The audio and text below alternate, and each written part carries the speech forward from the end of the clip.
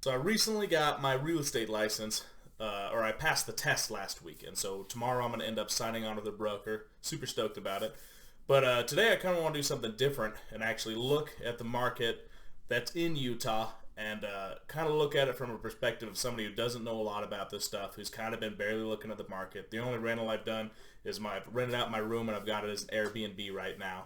And so I've got a very small amount of knowledge, and I wanted to go and look at this from that perspective and see if it compares maybe to a lot of your perspectives, or see what we can all kind of learn together. See if there's some questions you can ask that maybe I can look into, because this can feed right on the scalability of me being a real estate agent, of being like, hey, these are things that other people want to look into. Why don't I look into them too and see what I can learn? Because this is a super easy video to make, so let's go over this, let's look over it, and let me just spew out some stuff that I think I know. So let's go into it. So we got right here, we got MLS. It's UtahRealEstate.com, but these are the MLS listings in Utah. Everybody has access to this site. Anybody can look at it at any time, and this kind of give you a rough view of what the Utah real estate market looks like right now. Not even a rough view. This is the view. This is what everybody sees, and real estate agents have a little bit more information, but a lot of the stuff that they understand that they see, you'll see here as well. And so we can go to for sale, and you've got a whole bunch of different options, but let's start today super easy and just go with residential. And so, you can see here, let's zoom all the way out. This is what the Utah real estate market looks like right now.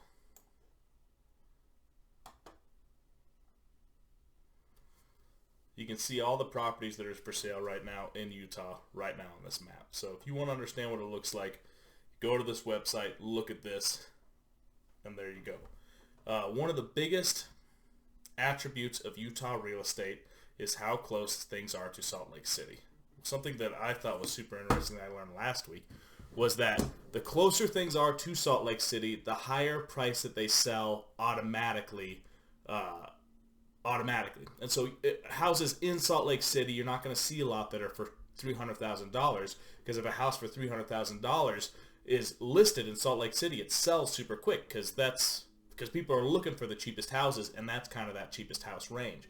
And as you go further north or further south, the further you get away from Salt Lake City, the lower you're going to see that price going. And so you go to Lehigh, and a house can be selling for, or Layton, house is going to be selling, for $200,000 are going to be those automatic sale houses. In Ogden, it's going to be like $125,000. And as you get further away, that's kind of a general equation that you can see. And so actually, what's cool to actually go in here is to just look at Salt Lake City. Make sure that I'm looking at it right now. I'm going to bring this down to 200,000 so you can kind of see what I'm saying with that equation that I said. So here's Salt Lake City. It's like, okay, cool. Peyton, look, there's a whole bunch of houses for sale. Well, let's dive into some random ones. So we got this $105,000 house. Let's click on it. What's it look like? All right. So it's a 2-bed, 1-bath condo. And so you're spending $105,000 for a condo. So you're pretty much buying an apartment, which isn't bad, but the instant I start seeing stuff like that, you're going to have a lot of like homeowner association fees, or fees just to be in that apartment. That means that there's going to be a lot of costs that go on top of that. And something that always makes me super hesitant on this, there's your HOA fees, is that it doesn't actually really come with any land. I mean, you got your total square footage of 605 feet, but that means that the only thing you're going to own is this apartment. If you can rent that out, so hypothetically in this world, you could rent that out for $1,500 a month, then maybe, just maybe, that could be worth it. Because that's where, a good rental gets about 1% a month on what its total cost is. So you buy something for $200,000, you want to be making $2,000 a month off of it. It's a general equation. It doesn't fit every situation, but if you're just getting into it, it's the equation that I've been using.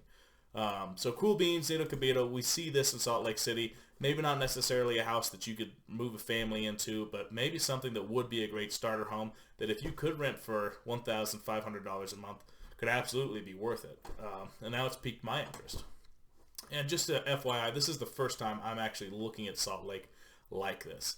I thought that might be a little bit interesting. But let's look at this $67,000 home. Or $69,000 home. Okay, cool.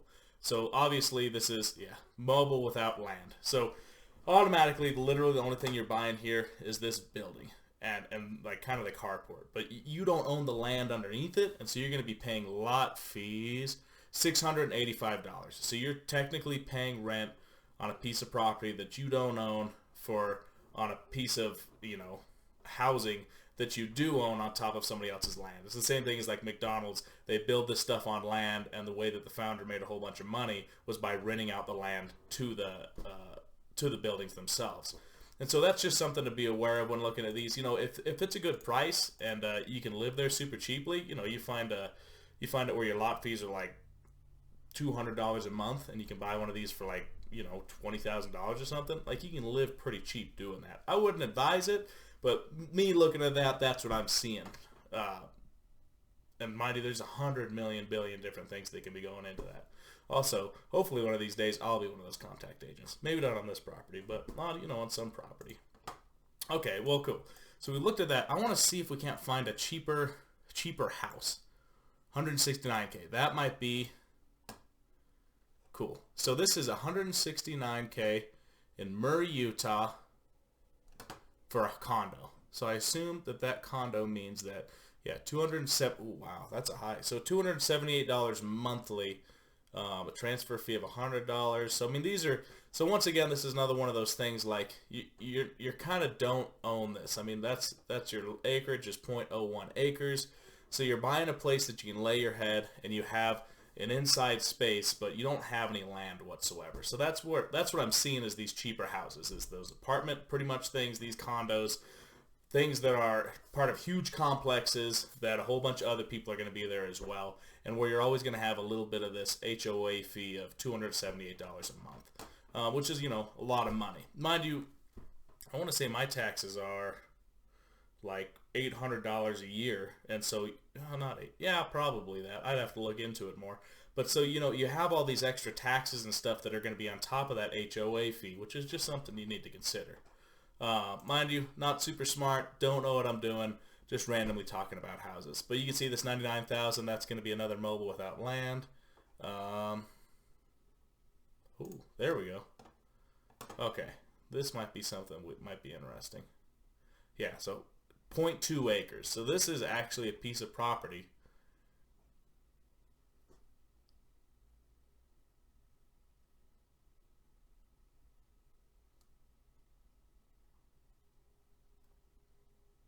Okay, so they're not actually selling it for $200,000. It looks like they're wanting you to make an offer on it, and it's a super old house. You'd have to double check to make sure the electrical in it is good and the piping or whatever. But it could be a really great investment. It'd just be something you definitely have to look into.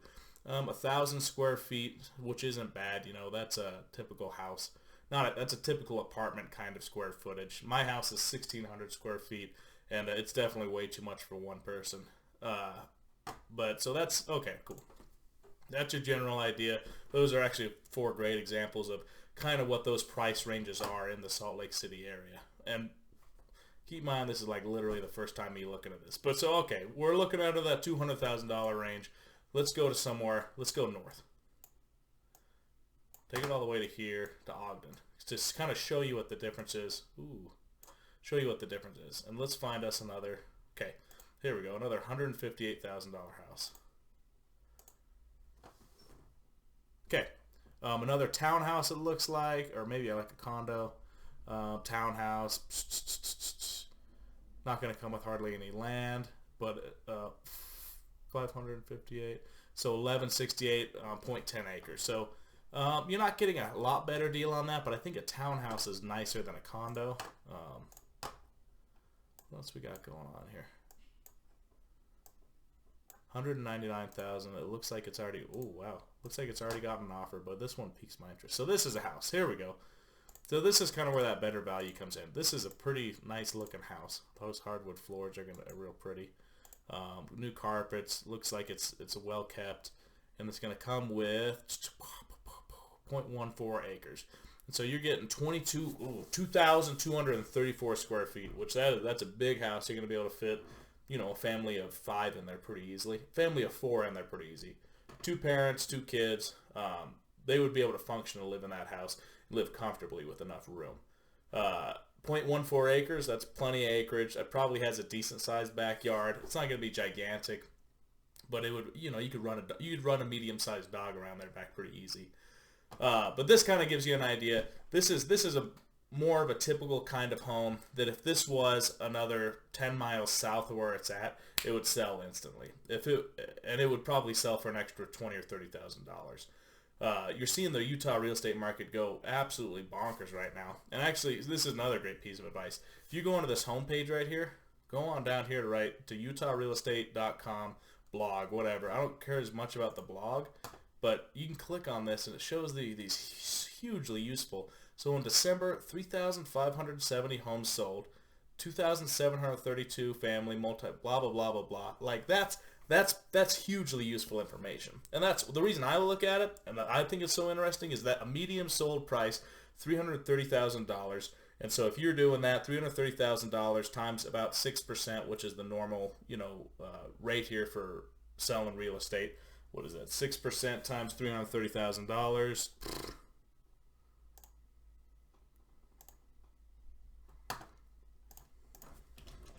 I am not very smart. Boop, boop, boop. Calculator. It's not one to open. Here we go. Okay. So you get your $330,000 times 0.06. Okay, so $19,800 divided by 2, because half's gonna go to the seller brokerage, half's gonna go to whatever other brokerage, to the buyer brokerage, and then you gotta probably multiply that times. Like in Wyoming, I want to know it's 60% usually the split. The agent gets 60%, but in Utah it seems like 30% is a good normal average. It'll go up from there if you're better at selling, but a new sales agent, 30% is just not bad. So times, let's go with 0.70, and so hypothetically, if I sold that house, I'd make $6,930, a typical medium sold home. So cool. That's a 12-minute video. I think that's probably much more information than all of y'all are wanting. But if you have any other questions or anything else that you're like, hey, maybe you ought to go look at that, let me know. Because I look at these things pretty much every day. I still don't know a whole bunch. I still got to save enough money to actually purchase something like this. But pretty interesting. So I'm a big dumb millennial. I don't have any idea what I'm doing. And thanks for watching the show. If you thought this was useful, leave me a comment, subscribe, like. If you thought it was stupid, give me a downvote and leave me a comment and say why you didn't like it. Thanks for watching. Have a good day. Oh, I'm on the wrong screen.